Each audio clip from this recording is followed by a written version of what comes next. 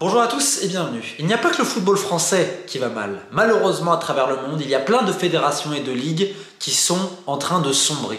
Et il n'y a pas pire exemple, malheureusement, que la Tunisie depuis quelques années. Alors, comme vous le savez, pour les suiveurs de la chaîne, j'ai réalisé quantité d'enquêtes sur le sujet, que ce soit des affaires de corruption, de sociétés fantômes, de matchs truqués et tant d'autres choses, notamment de l'administration de l'ancien président de la FTF, Wadi Jari, qui a été incarcéré en octobre 2023, qui est toujours emprisonné. Ses demandes de liberté conditionnelle ont été rejetées. On rappelle qu'il a été arrêté, qu'il a été écroué, notamment suite à une plainte de l'ancien ministre des Sports. Et bon, il y a plusieurs affaires, c'est assez scabreux. Et à son incarcération, le football tunisien, alors on savait qu'il y avait un système très rodé, bien mis en place, qu'on pourrait quand même qualifier de vérolé, qui mettait en scène à la fois des clubs, des ligues régionales, enfin, il y avait tout un système, honnêtement, tout le monde se tenait avec des dossiers les uns les autres, c'était assez horrible.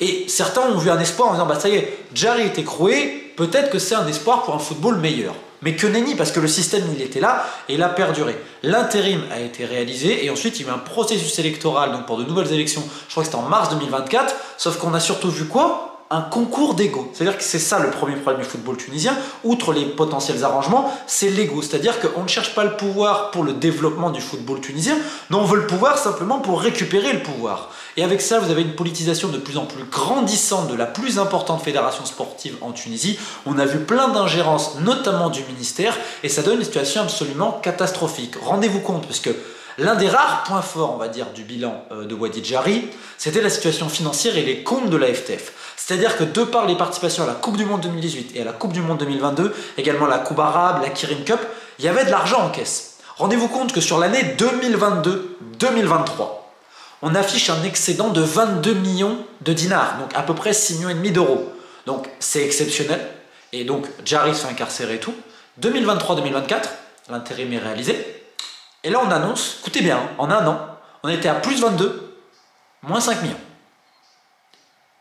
Il est passé où l'argent? C'est-à-dire que moins 5 millions de dinars, ça fait à peu près 1,5 million d'euros en négatif, alors qu'avant tu étais à plus 6,5 millions d'euros, ou plus 22 millions de dinars. Il y a une différence de 27 millions de dinars. Je ne sais pas si on se rend compte de la somme, c'est un petit peu moins, je crois, de 8 millions d'euros, si je ne dis pas de bêtises, en un an. Alors oui, il n'y a pas eu de participation à la Coupe du Monde, pas de Kirin Cup et tout, absence de subvention étatique, et il y a aussi ce conflit latent qui quand même concerne, je crois, près au moins 3 millions d'euros avec la télé tunisienne. Je veux bien. Mais à un moment donné, quand tu sais que tu as moins de rentrée d'argent, tu t'adaptes. Il est passé où l'argent? En fait, il n'y a pas d'explication rationnelle pour un tel trou en un an. Et le problème, il est là. C'est lorsque Jari tombe, tu as tous ceux qui ont dit oh là là, ça craint, donc on va faire gaffe, et tous les autres qui ont voulu récupérer le pouvoir. Et ceux qui, évidemment, avant de partir, ont dû bien se rincer, parce qu'en plus de ça, la FTF affiche des dettes, il y a des hôtels qui sont payés des mois en retard, on a tout baissé de gamme, je vous rassure, des fournisseurs.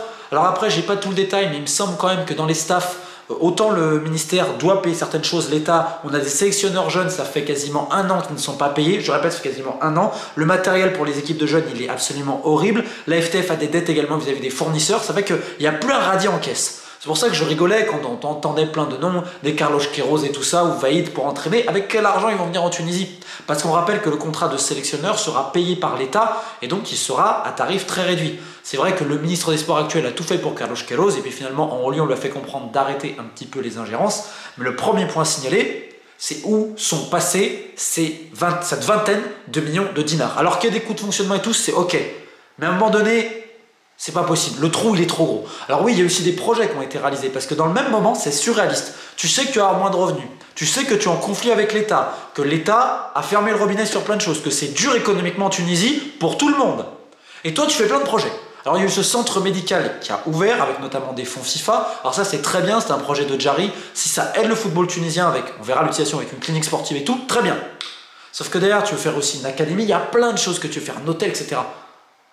Alors ok, il faut bien gratter les subventions de la FIFA, on a bien compris qu'elle n'est plus de 15 millions de dinars pour cela. Mais est-ce que c'était de bonne loi vu la conjoncture économique? Pas du tout. Sauf que là encore une fois, l'intérêt personnel au détriment, on va dire, du moyen du long terme tunisien. Parce qu'aujourd'hui c'est un désastre en termes structurels. La Tunisie, elle a combien d'années de retard aujourd'hui? Il n'y a plus qu'un seul stade CAF validé. Rades, et encore parfois il y a des problèmes parce qu'il est surutilisé. On se rappelle ce qui s'est passé, des polémiques vis-à-vis des pelouses. On a plein de clubs mythiques en Tunisie, évidemment le club africain, l'Espérance, l'Étoile du Sahel, le CSS Sfax, enfin bon, et je parle même pas des clubs de Bizerte, je pourrais parler de Zarzi, je pourrais parler de Monastir, etc. C'est un football qui est magnifique, je le répète.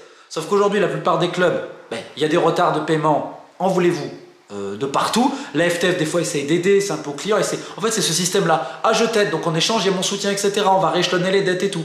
Alors, je vous parle même pas des joueurs, surtout des salariés, des employés. C'est un véritable désastre. Structurellement, je le répète, les pelouses, c'est un scandale. La meilleure tu le mets, c'est un scandale. Enfin, il n'y a rien pour les jeunes notamment. C'est-à-dire que même à la fédération, on manque de plots, de ballons, de chasubles.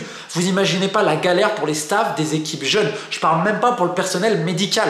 On parle de la Tunisie, bon sang, qui était là à la Coupe du Monde 2018, Coupe du Monde 2022, cette même Tunisie qui gagne la CAN 2004, l'un des plus grands pays de football en Afrique, qui n'est même pas capable d'avoir du matériel correct pour ses équipes de jeunes, bon sang. Et je parle même pas de la situation des clubs. C'est pour ça que je parle d'un football qui est à l'agonie, structurellement, les clubs, la fédération. Et là, il y a un nouveau président, donc depuis hier, Moez Nassiri, qui a été élu. Et là, vous allez voir l'élection. Ça me fait rire aussi, parce que finalement, on a relancé un processus électoral après un comité de normalisation dirigé par Monsieur Idir, qui avait été notamment dirigeant du club africain à l'époque et qui était connu en Tunisie surtout pour être un ancien joueur de hand.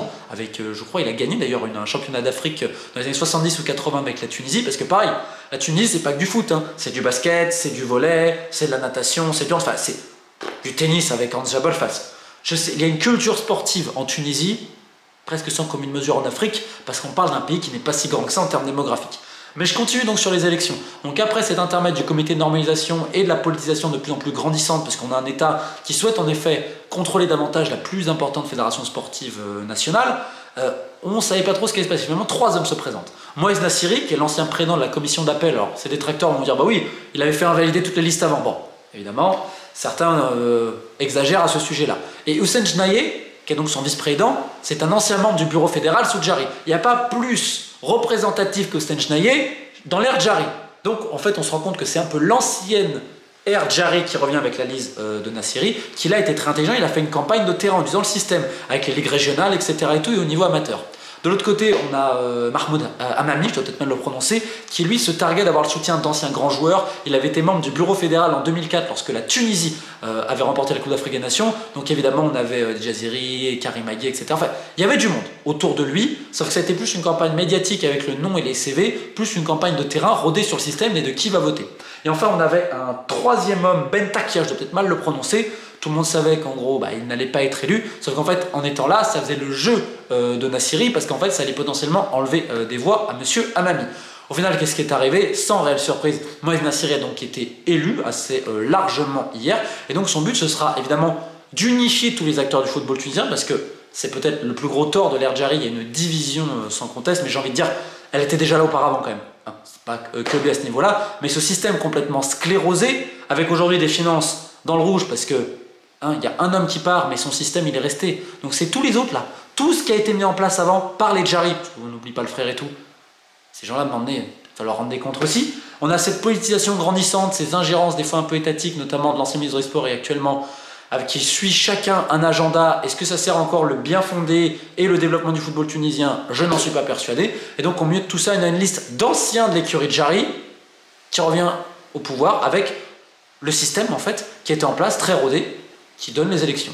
Donc on va leur souhaiter bien du courage, on espère qu'ils vont faire mentir tout le monde et que ça va bien se passer, parce qu'il y a une déception chez certaines personnes qui voulaient peut-être voir justement du renouveau avec des anciens joueurs. Ce ne sera pas encore cela, mais on va laisser le bénéfice du doute. Mais il y a plein de questions aujourd'hui. C'est encore tous ces projets pour 2026, comme je vous dis, avec les fonds FIFA notamment, pour l'académie. Alors c'est très très bien, le football tunisien en a besoin.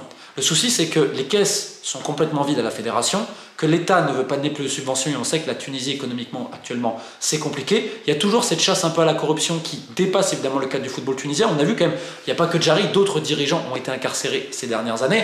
Et je tiens quand même à signaler que la Tunisie traverse une crise sportive absolument incroyable. C'est terrible, on le voit aussi dans le basket, où il y avait une génération dorée, là c'est un peu plus compliqué. On le voit également dans le football, ces derniers mois ont été quand même très durs sur le terrain. Mais il y a pire, il y a le comité olympique tunisien avec M. Boussaïed. Alors là, c'est... Je sais même pas quoi dire. Il a réussi à se mettre à dos la plupart des plus grands sportifs tunisiens. Il y a eu plein de soucis, des ingérences dans certaines fédérations. Je ne sais pas combien de temps il va tenir, sachant qu'il est devenu membre officiel du CO. Il tient en fait sur le CO pour espérer garder sa légitimité et donc rester quelque part en Tunisie. Ça fait pareil El Djari. Il faisait pareil avec la FIFA à l'époque. C'était un peu son bouclier. On a la présidente du tennis. Alors là aussi, franchement, je pourrais faire une enquête. Entre Boussaïen, au comité olympique tunisien et la présidente de la fédé de tennis, tu te dis, mais comment un des plus beaux pays de sport en Afrique peut se retrouver avec des dirigeants et des dirigeantes pareils. Triste quand même. Donc c'est pour ça qu'on va lancer ce message d'espoir, c'est pour ça que j'ai mis le maillot des aigles.